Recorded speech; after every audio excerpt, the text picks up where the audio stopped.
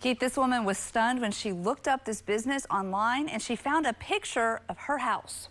Lori Green says she started receiving mail at her home address over the summer, addressed to Level Garage Door LLC, a company she had never heard of. She tells me she thought it was a mistake, but when more mail arrived, she went online to research the company. So you Googled the business, and what did you find? I found that they were using my address, and it not only used my address, but it gave directions to my home with a picture of my home on the website.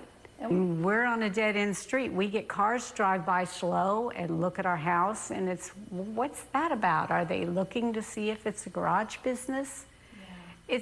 It's alarming. The website for Level Garage Door LLC shows Lori's address, but a different phone number. She says when she called, a woman hung up on her when she asked why they were using her address.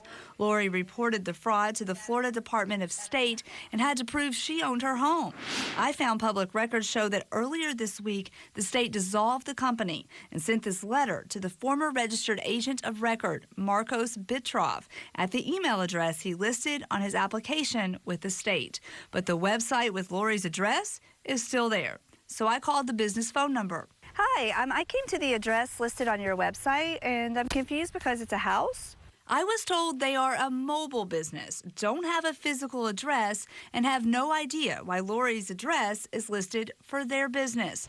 The man on the phone thanked me for alerting him and said he would look into this. Thank you. Meanwhile, when the mail arrives each day, Lori says she worries they'll receive more for this business. Nobody wants their address and their home on the internet to something that's not legitimate.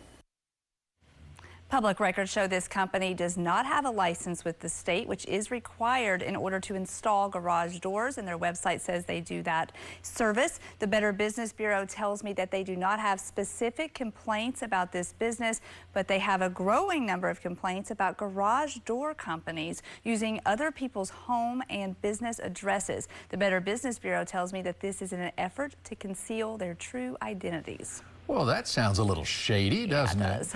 And I can see why she's upset about it. What if it happens to you, though? I mean, what are your options? Well, the Better Business Bureau tells me they have about 20 ongoing complaints right now, so it is a growing trend. Lori has done all the right things so far. She's filed a police report. She's reported this to the Department of State. The Better Business Bureau also recommends that she call the Department of State back and ask for help removing the business from the business public records, because even though they deactivated the business, her address still shows up when you look this business up.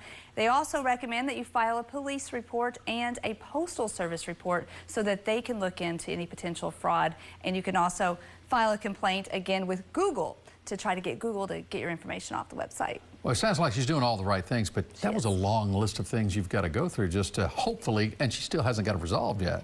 Well, she doesn't have it completely resolved, and that's why she called me. So we're reaching out to some of these organizations on her behalf to try to stop this. But if it happens to you, you need to make sure you take action right away. All right. Thank you.